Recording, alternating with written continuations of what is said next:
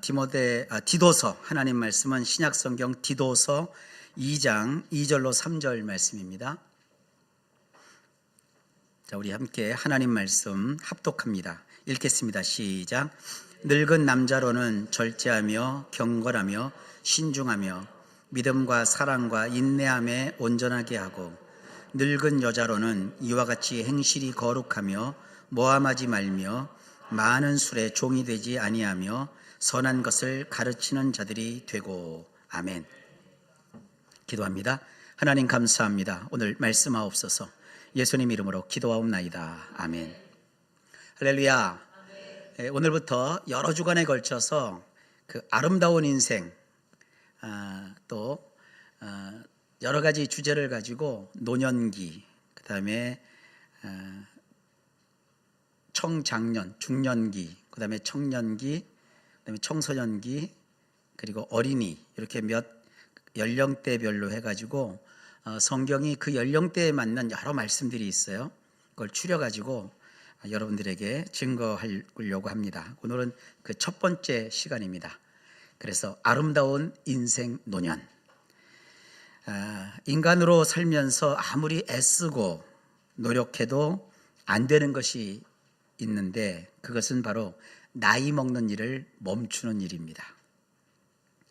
나이가 안 들어 보이도록 성형도 하기도 하고요, 또 여러 가지로 꾸며도 보지만 결국 흘러가는 세월을 막을 장사는 없습니다. 그런데도 인생을 살면서 사람들이 자주 잊곤 하지요. 자기는 나이를 먹지 않는 줄 알아요. 여전히 젊고 여전히 힘이 넘치고 여전히 활기왕성하게 활동할 줄로 압니다. 그런데 청년 시절은 눈 깜짝할 사이에 지나갑니다. 성년이 되고 중년이 되고 또 자기에게 주어진 인생을 나름 열심히 살다 보면 어느새 노년에 접어듭니다. 이건 모든 사람이 겪는 순서예요. 성경은 노인을 대하는 자세와 태도를 아주 엄중하게 율법에다가 못 박아놨어요. 사람들이 뭐 십계명은 잘 알고요, 또 뭐 어떻게 하나님께 제사하고 예배한다 이런 건 잘 아는데 이런 말씀을 잘 모르더라고요. 율법 중에 율법인 레위기, 아주 중요한 부분에 레위기 19장 32절에 이렇게 말씀하고 있어요. 너는 센 머리 앞에서 일어서고 노인의 얼굴을 공경하며 내 하나님을 경외하라. 나는 여호와이니라. 하나님이 하나님 자신을 앞세우셔서 말씀하세요. 너희가 여호와를 사랑하고 여호와를 예배하고 여호와께 제사를 지내는 하나님의 백성 맞지? 하나님을 믿는 사람은 반드시 센 머리 앞에 일어서야 한다. 노인의 얼굴을 공경하여야 한다. 그래야 하나님을 경외하는 자이다. 이렇게 말하고 있어요. 이 센 머리는 흰 머리라는 뜻인데, 젊었을 때 나는 그런 새치 아니고 나이가 들어서 자연스럽게 이 탈색되면서 생기는 그 흰 머리를 뜻하는 거예요. 흰 머리가 난 사람은 인생을 살아왔다는 거죠. 그 앞에서 하나님을 믿는 사람은 일어설 줄 알아야 된대요. 그리고 노인의 얼굴을 공경하래요. 여러분, 나이가 들면 얼굴이 예뻐지나요? 예뻤던 얼굴도 주글주글해지고 주름도 잡히고 특히 검버섯도 생기고 여러 가지 얼굴에 변화가 생기고 모양도 달라져요. 젊었을 때 사진을 보면 이땐 그래도 괜찮은데 이제는 나이가 들어서 초라한 모습을 보여요. 근데 주님이 그 얼굴을 공경하래요. 여러분 가정에서 여러분 아버지, 여러분 어머니, 또 어떤 분들은 아버지 어머니를 부르고 싶어도 부를 수가 없어요. 먼저 떠나보내셔갖고. 근데 지금 살아계시면 그 어머니 아버지 그 고생하고 주글주글 해주시고 연세가 되신 얼굴 그 앞에서 공경하래요. 우리는 이 공경이라는 단어보다도 더 좋은 단어를 갖고 있죠. 효도라는 말이 있잖아요. 얼마나 좋은 문화를 우리 한국 사람들이 가지고 있는지 몰라요. 우리 한국인들은요, 이 말씀을 언제 어디서 그렇게 배웠는지 몰라요. 전 세계를 다녀봐도 대중교통을 탔을 때 버스에 연세 드신 분들이 타면 젊은 사람들이 자리에서 벌떡 일어나서 자리를 양보하고, 전철에서도 자리를 양보하고, 얼마나 정말 멋진 문화인지 모릅니다. 다른 나라엔 그런 게 없어요. 참 우리 한국 사람들은 하나님께서 많이 복을 주실 줄 믿습니다. 근데 오늘 제가 하는 설교는 흔히 뭐 노인을 공경하라 그런 내용이 아니에요. 오늘은 공경을 받으셔야 될 그 노년기에 이르는 분들이, 그러니까 연세 드신 분들이, 할아버지 할머니 소리를 듣는 분들이 어떻게 행동을 해야 되는지 성경이 말씀하시는 바를 이야기하려고 합니다. 그러면 조금이라도 젊은 나는 들을 필요가 없나요? 그게 아니죠. 누구나 나이를 먹고 노년기에 이르게 되니까 오늘 설교는 모든 연령대가 다 들어도 좋을 삶의 지혜가 담긴 내용입니다. 그래서 젊은 분들은 조금 내가 이제 노인층이 아니라 아직은 그래도 청춘이다 생각하시는 분들도 노인은 이런 분들이구나 이해할 수 있지 않겠습니까?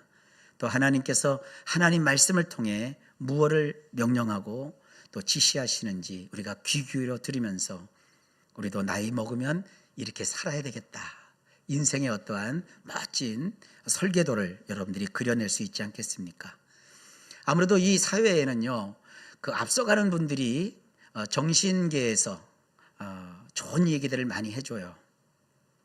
기독교 문화 안에서 뭐 성경만 좋은 얘기를 해주는 게 아니라 이 사회에도요, 소위 말하는 사상가, 철학가 이런 분들이 있어요.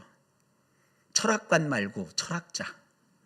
철학관 가갖고 여러분 운세 같은 거 보지 말고, 철학자들은 정말 인생에 대해서 깊이 있게 많은 문헌과 학문을 통해서 연구하는 분들이라 철학자들이 하는 말은 우리가 조금 귀 기울여 들을 필요가 있어요. 그 중에서도 서양에서 아주 유명한 철학자가 있는데 헤겔이라는 철학자가 있어요.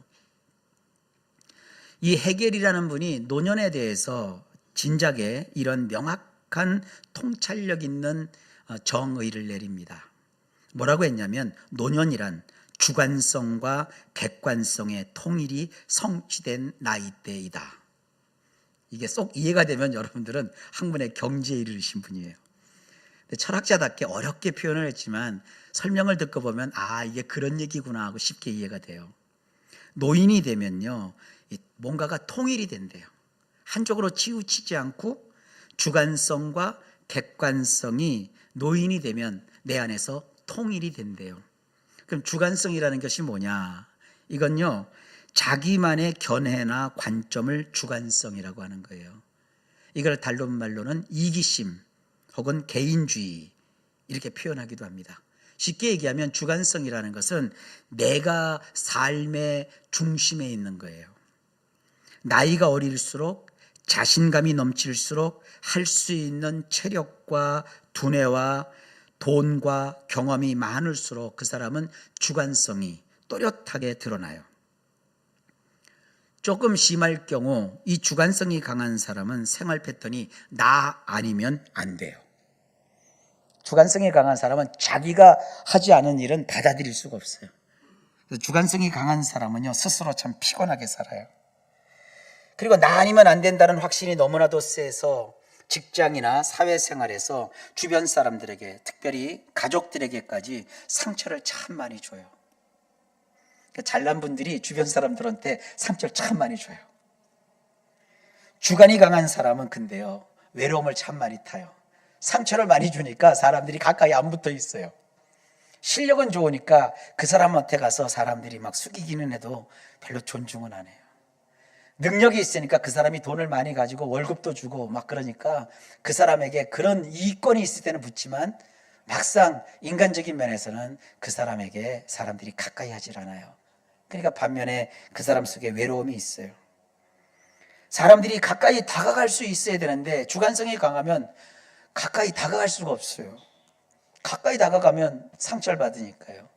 그래서 주관성이 강한 사람이 자주 듣는 말이 외골수, 고집쟁이, 까탈스러워. 그리고 자기만 아는 이기적인 사람, 이런 그 주관성이 강한 사람과 살면 그 배우자들이 또 상처를 받고 아주 힘들어해요. 살다 보면 그런 평가를 혹시 많이 받고 있었다 하면 여러분은 이 헤겔의 표현에 의하면 주관성이 참 강한 분이셨어요. 그 다음에 이제 객관성이라는 게 있잖아요. 이 객관성은 뭐냐 하면 자기와의 관계에서 벗어나서 제3자의 입장에서 사물을 보거나 생각하는 것을 말해요. 내 감정이나 기분보다는 남의 시선을 더 많이 신경을 씁니다. 이 사회생활을 하면서 조직 속에서 지내면서 사람이 조금씩 닳고 닳게 되면 조금 그 사람이 이 객관성을 가지게 된다고 하죠. 이런 종류의 사람은 너무 객관성이 많으면 오지랖이 넓어요. 그리고 남의 일에 다 참견하고 다녀요. 세상 걱정을 혼자 다 짊어지고 살아요. 이 간섭하는 걸 좋아하다 보니까 신경 쓰지 않아도 될 일까지 염려하고 걱정하고 근심해요. 그리고 남 얘기를 좀 잘 들어주는 편이니까 누가 얘기하면 공감도 잘 해줘요. 하지만 이런 분들은 너무 이 객관성이 강하다 보면 정작 가장 가까운 사람, 배우자나 자녀, 이들에게 소통을 하거나 그들의 형편을 헤아려 주거나 경청하거나 그들과 공감하는 능력이 좀 떨어져요. 그래서 가정에 좀 소홀하게 되고요. 그러면 가정에 자녀나 아내가 필요한 걸 얘기하면 잘 안 들어요. 그건 가볍게 넘어가고 남이 얘기하는 거, 남의 평판 이런 거 있잖아요.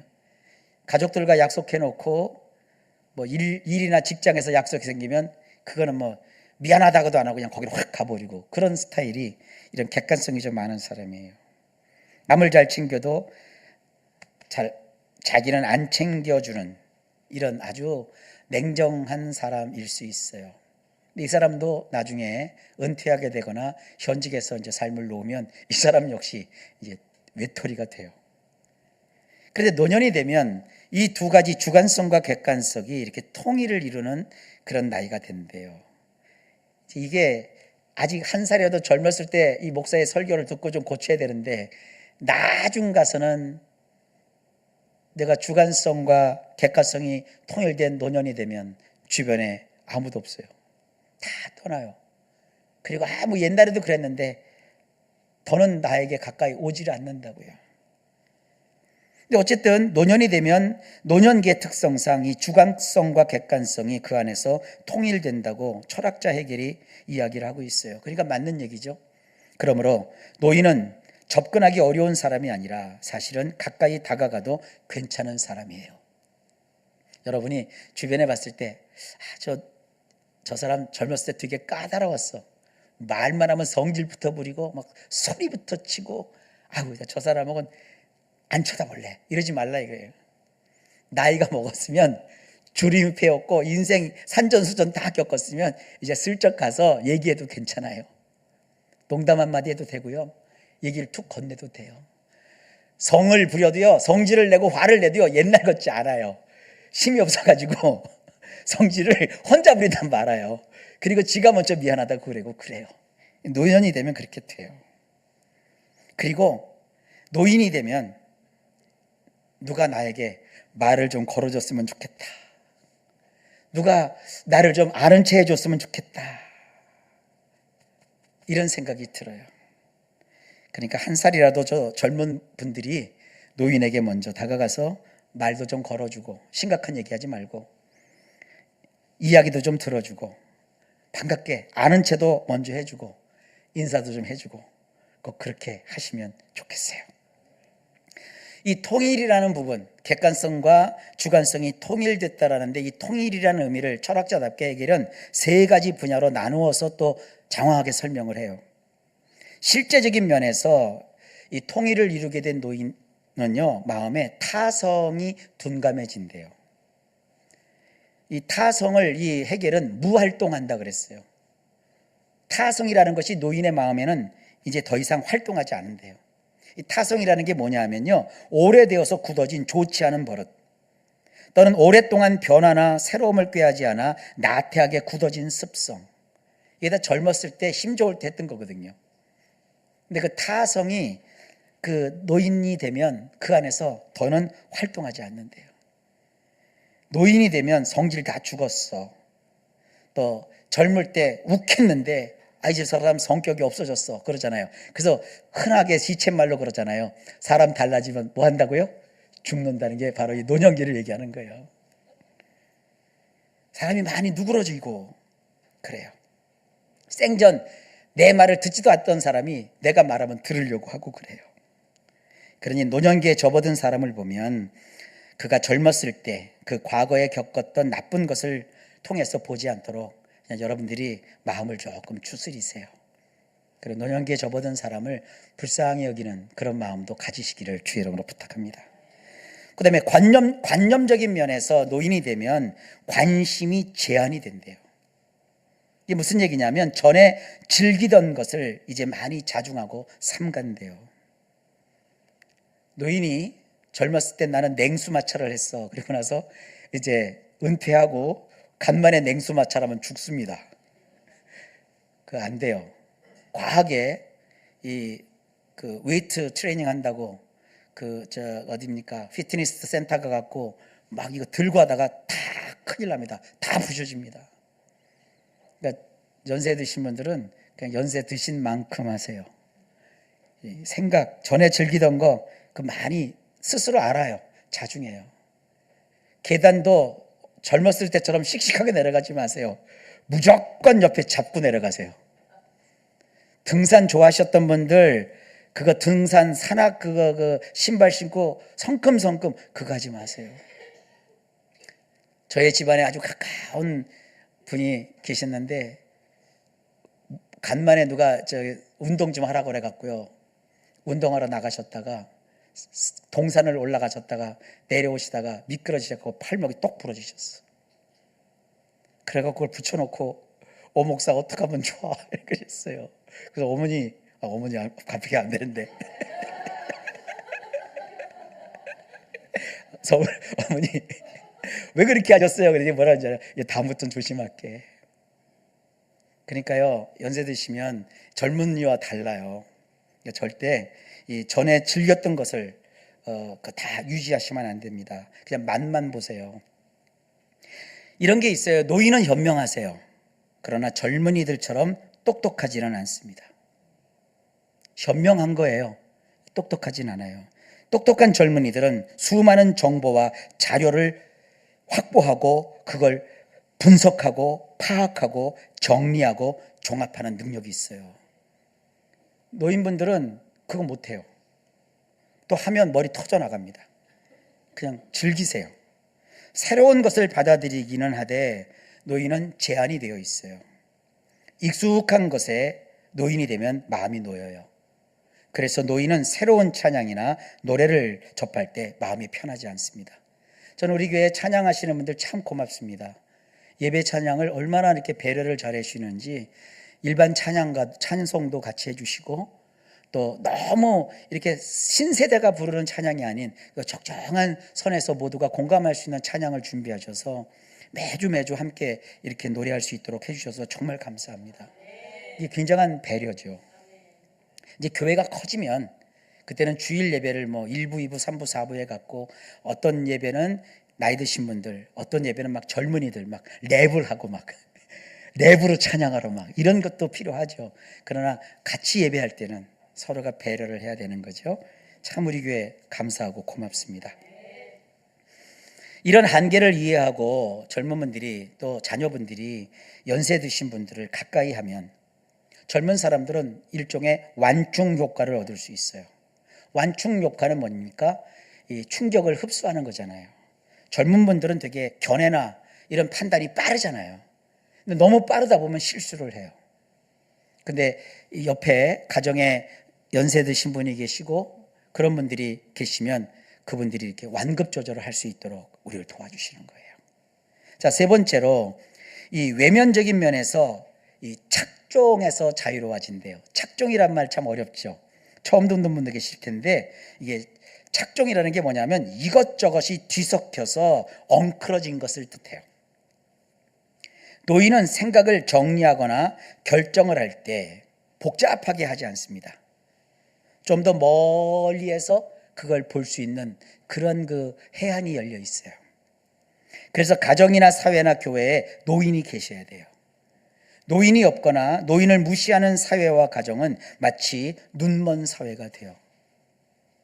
솔로몬이 죽고 나서 솔로몬 아들 르호보암이 정권을 잡았잖아요. 취지는 좋았어요. 솔로몬 주변에 솔로몬은 가신들을 다 젊은 사람들로 뒤바꿔 놨어요. 그래서 이 내 나라를 아버지 솔로몬보다 더 잘 다스리려면 어떻게 해야 되느냐, 가신들과 회의를 했어요. 근데 주변에서 나이 드신 그 신하들은 뭐라고 얘기했냐면, 솔로몬 너무 혁신적이다, 너무 개혁이 빠르다, 너무 그렇게 백성들을 어렵게만 안 된다, 그렇게 얘기했는데 이 젊은 가신들이 노인들 니네들이 뭘 알아 하고 싹 다 무시해버렸어요. 그러면서 솔로몬이 발표를 하잖아요. 쉽게 얘기를 들어봅시다. 우리 아버지가 너희들한테 세금을 10만 원 걷었으면 나는 100만 원 걷을 거야. 우리 아버지가 너희들에게 일을 10개 시켰으면 나는 너희들에게 일을 100개 시킬 거야. 이렇게 정책을 발표해버렸어요. 이 내가 다스리는 솔로몬의 왕국은 젊은 왕국이다, 젊은 정부다, 막 요짓거리를 했어요. 그 나라가 어떻게 됩니까? 그래, 너는 잘났다. 그리고 솔로몬 시대에 건축업자가 계셨어요. 여로보암이라고. 근데 이분이 사람을 참 많이 뭐라 할까요? 옆에다 둔 그런 분이에요. 여로보암이 외국에 추방돼 있다가 복귀를 해요. 이 솔로몬의 눈밖에 난 사람들, 그리고 솔로몬의 그런 혁신적인 정치에 신물이 나고 염려했던 사람들이 여로보암 쪽으로 다 몰려가요. 그래서 나라가 두동강이 나버려요. 12지파가 쪼개지는데 솔로몬을 지지하는 파는 12지파 중에서 2지파밖에 안 남고 나머지 10지파가 툭 떨어져 나가요. 그리고 결국 이스라엘은 쪼그라들고 말아요. 똑같습니다. 절대 젊은 분들, 노인들에게는 결정권을 주어서는 안 돼요. 사실은 결정은 책임질 사람이 지는 거예요. 결정하는 과정에서 노인들의 그 해안과 그들의 정말 착종이 없이 뒤섞이지 않고 단순하고 순수하고 또렷하게 제시하는 그런 의견을 잘 경청하여서 참조하는 그런 지혜를 꼭 가지시길 주의 이름으로 축복합니다. 빠르고 신선하고 혁신적이지만 엉클어진 착종으로 인해 결국 사회나 개인이나 여기저기 부작용이 나타납니다. 교회도 마찬가지예요. 교회도 뭘 결정할 때 젊은 사람들이 뭘 하는 게 아니에요. 근데 참 교회는 감사하게 장로님들이 계시고 권사님들이 계시고 또 원로 목사님들이 계셔서 하나님의 거룩한 일을 할 때 서로 기도하면서 의견을 맞춰가잖아요. 그게 아름답고 행복한 것입니다. 예전에 어떤 그 한국의 목사님이 제가 이름은 밝히지 않을게요. 그분 이름을 하면 좋아하는 분 나쁜 하는 분들이 너무 갈리니까. 근데 그분은 한국에서 제일 크고 정말 영향력 있는 교회를 운영하셨는데 뭐든지 회의를 할 때 이분이 원칙이 있어요. 교회에서 중요한 일을 할 때는 결정의 원칙은 만장일치를 하시는 거예요. 우리는 보통 다수결로 정하잖아요. 근데 교회가 다수결로 하면은요 쪼개져요. 성도들이 상처를 받아요. 어떤 의견을 내면 찬성하는 쪽이 있고 반대하는 쪽이 있거든요. 다수결은 뭡니까? 찬성하는 쪽이 한 표라도 많으면 통과를 시키잖아요. 그러면 찬성하지 않는 반대했던 사람들은 마음에 상처를 받아요. 그래서 하나님의 일은 좀 더디더라도 어차피 하나님이 주도하시는 거니까 그 모든 마음이 하나가 되고 만장일치가 될 때까지는 기다리라는 거예요. 그래서 조금 늦더라도 안전하게 가는 것이 이게 하나님의 일을 하는 방법이다라고 그분이 늘 주장을 해오셨어요. 아니나 다를까 그분이 목회하는 동안에는 그 교회가 참 평안했어요. 장로님들도 교회 생활하는데 비록 자기하고 의견이 다른 장로님들과도 잘 화목하게 지내셨고요. 또 장로님들이 그렇게 화목하게 지내니까 다른 권사님들이든지 안수집사님들이든지 집사님들이든지 성도님들이든지 모든 청년들이든지 이의를 제기할 게 아무것도 없잖아요. 그런데 이 교회 리더십이 바뀌었어요.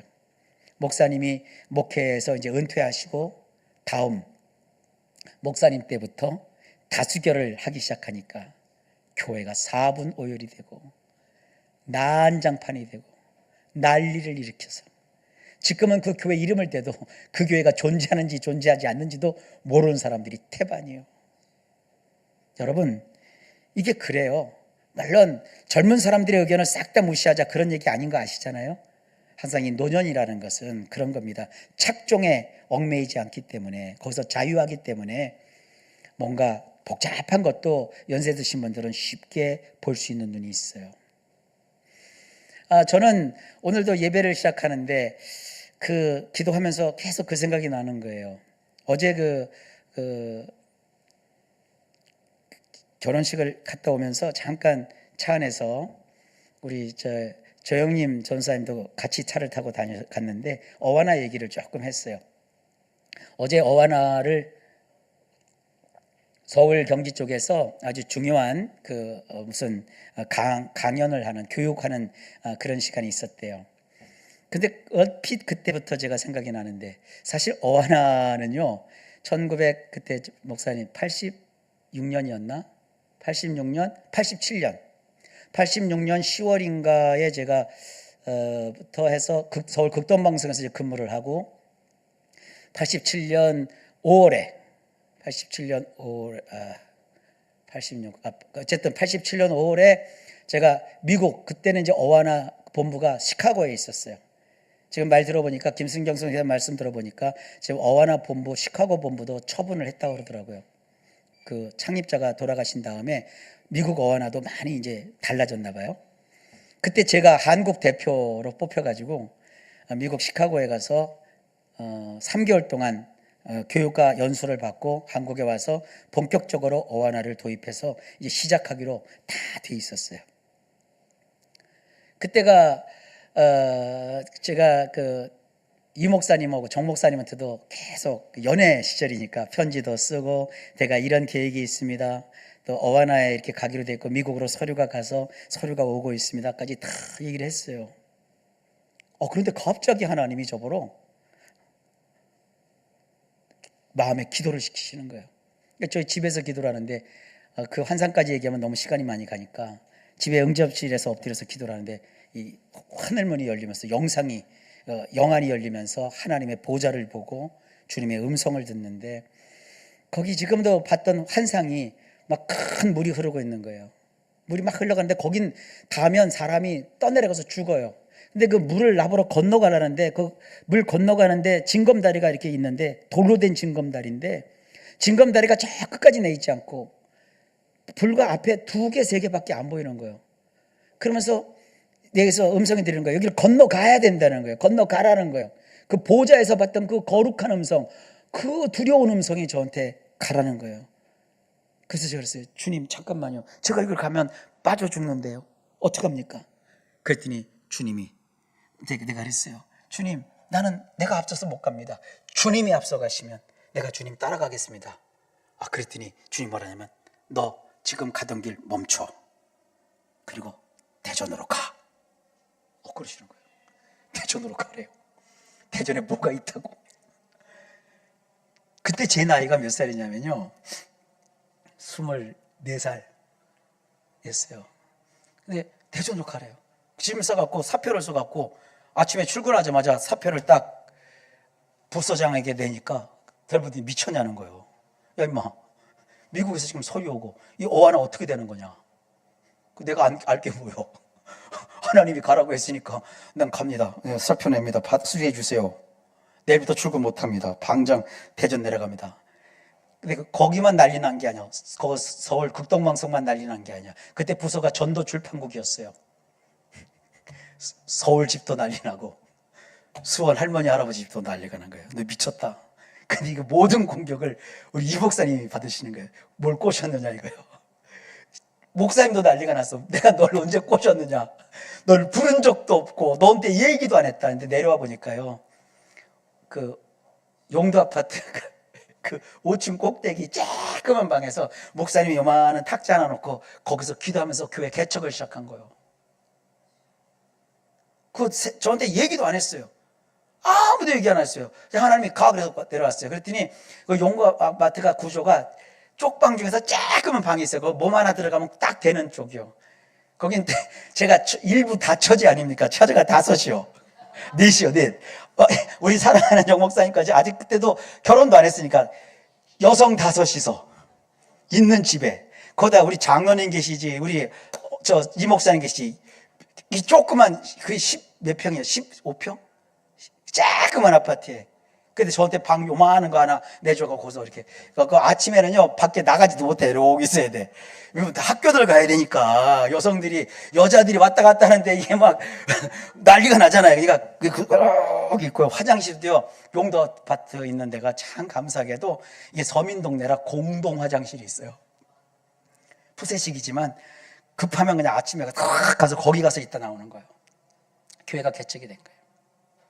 근데 와서 보니까 저는 하나님이 가라고 했으니까 막 긍정적으로 막 폭발적인 부흥을 이루고 성도들이 막 여기저기 오고 막 난리가 나고 막 대부흥이 일어날 줄 알았어요. 그건 꿈이죠. 최초로 나오신 가정 인데 그런 건 얘기는 안 할게요. 하루는 있는데 저는 사실 교회 하면서요, 인생을 거기다 다 꼬라박았거든요. 죄송합니다. 꼬라박았다는 말 안 하면 안 돼요. 인생을 거기다 다 집어넣었거든요. 별것도 안 없어요. 그러니 이런 얘기까지 하면 너무 얘기가 기니까 이렇게 합시다. 근데 시작을 했는데 하루는 보니까 제가 있으니까 이 목사님이 오시더니 이제 후회되지? 왜 그래? 뭐요? 여기 성도님들 네 생각만큼 안 보이니까 후회되지? 힘들지? 어렵지? 그러면서 하시는 얘기가 있어요. 여기 몇몇이 있다는 거, 몇몇 분이 있는 거, 이거 너 엄청난 거다. 한 사람의 영혼이 천하보다 귀하다고 그랬다. 주님 오늘 오시면 너한테 네 설교 듣고 네가 목회하는 이 한 사람 한 사람 다 주님 앞에 다 온전히 갈 수 있다고, 구원받을 수 있다고, 구원에 이르를 수 있다고. 너 확신해? 근데 그때 그게 막 망치처럼 저에게 콱 오는 거예요. 저는 그때부터 지금까지 변함없는 게 있어요. 저는 절대 성도들을 숫자, 머릿수로 안 봐요. 다른 사람들은 외부에서 머릿수가 몇 개냐 세지만 저는 그런 적도 없고 그렇게 할 생각도 없어요. 한 분 한 분이 너무너무 소중한 거예요. 그때 그걸 알고 얘기했어요. 저 자신 없어요. 이 한 사람 한 사람을 어떻게 주님 앞에 세울 수 있을지 저는 자신 없어요. 그러면서 이 목사님이 그럼 오늘부터 산기도 가. 그래.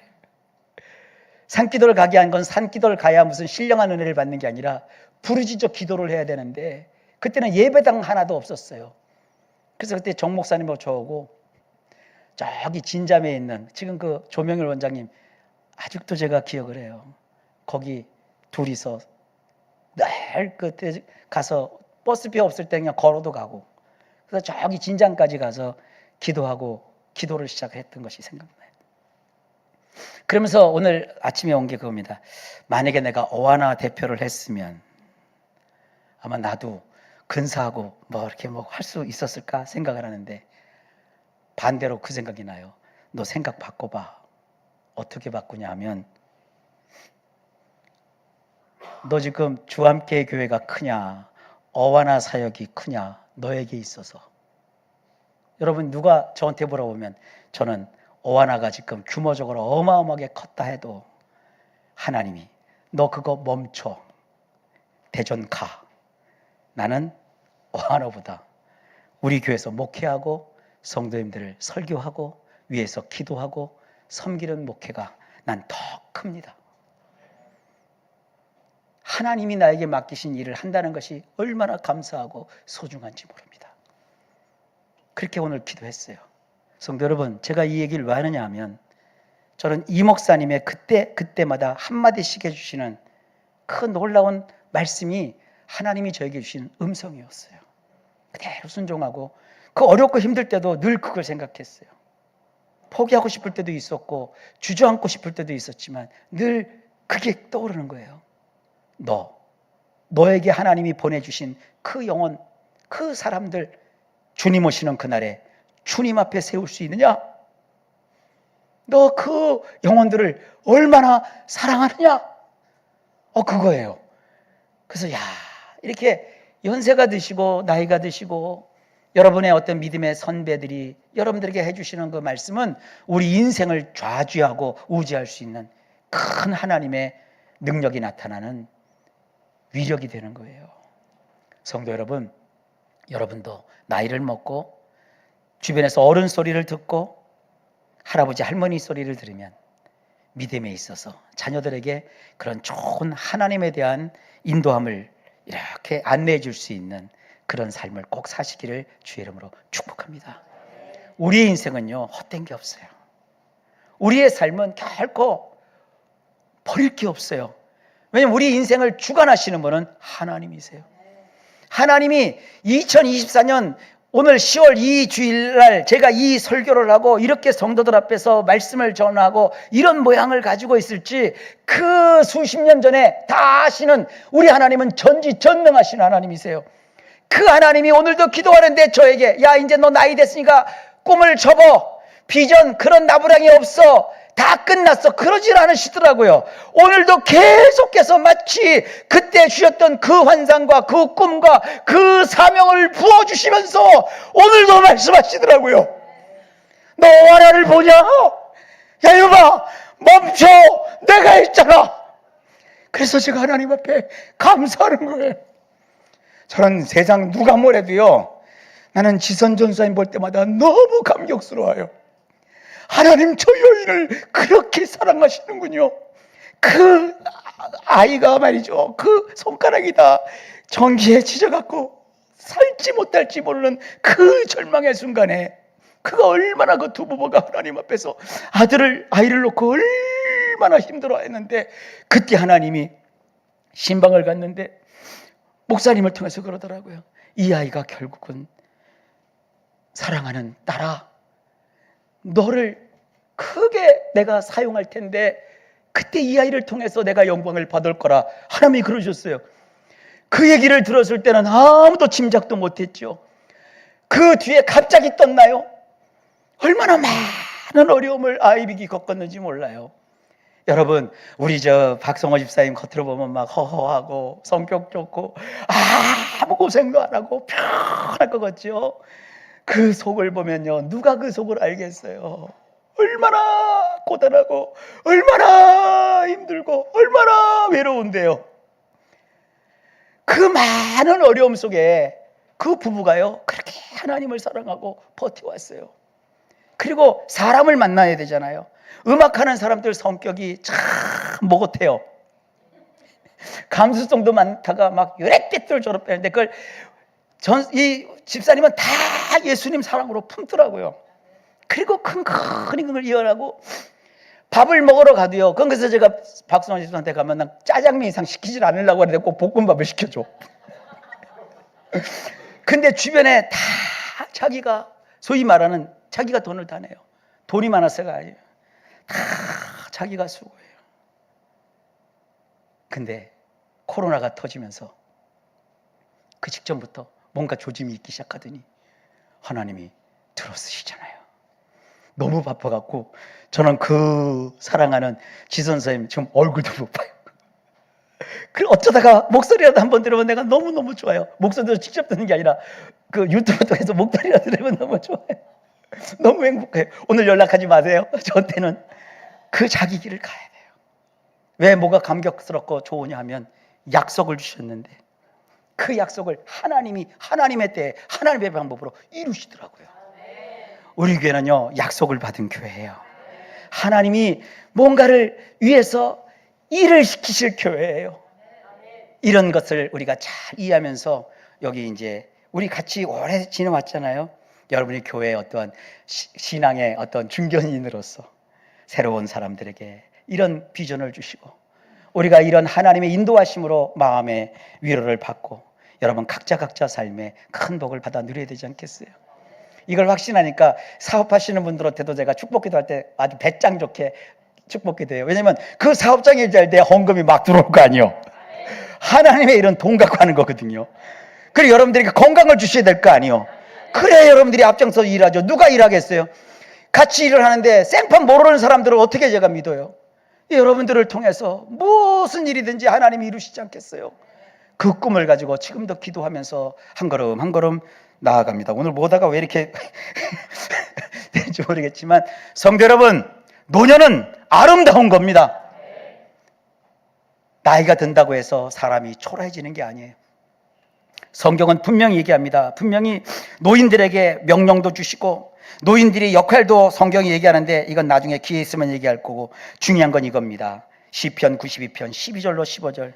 의인은 종려나무와 같이 번성하며 레바논의 백향목같이 성장하리로다. 이는 여호와의 집에 심겼으며 우리 하나님의 뜰에서 번성하리로다. 그는 늙어도 여전히 결실하며 진액이 풍족하고 빛이 청청하니 여호와의 정직하심과 나의 바위 되심과 그에게는 불의가 없음이 선포되리로다. 여러분, 늙어도 여전히 결실한데요, 진액이 풍족하대요, 빛이 청청하대요. 노년은 인생의 저문은 그런 게 아니에요. 아름다움이 펼쳐지는 나이입니다. 좋은 영향을 여러분 주변에 잘 펼쳐나가십시오. 시간이 있으면 노인에게 어떻게 좋은 영향력을 펼칠까 그래 쭉 나오는데 그거 시간이 넘쳐날 것 같으니까 오늘 요 정도에서 마감을 할게요. 사랑하는 성도 여러분들, 다시 얘기합니다. 옆 사람들한테 좀 가르쳐 줍시다. 노년은 아름다운 거예요. 기도합시다. 하나님 감사합니다. 우리 성도님들과 함께 신앙생활 하게 해주셔서 참 감사합니다. 젊은 시절에 시작했던 이 사역이 벌써 저도 많은 날들을 겪어왔습니다. 그런데 정말 저와 함께 이 많은 날들을 살아온 우리 성도님들을 대할 때 아름다운 인생들을 살아오심을 보았습니다. 더욱더 아름다운 인생들, 앞으로 남은 인생들 살아 누리게 하여 주시옵시고, 또 우리와 함께하는 모든 가족들, 우리의 자녀들, 우리의 주변 사람들이 우리를 통하여 다 주님을 사랑하고 주님께 가까이 하는 이런 축복된 일들이 펼쳐지게 하여 주옵소서. 예수님 이름으로 간절히 기도하옵나이다. 아멘.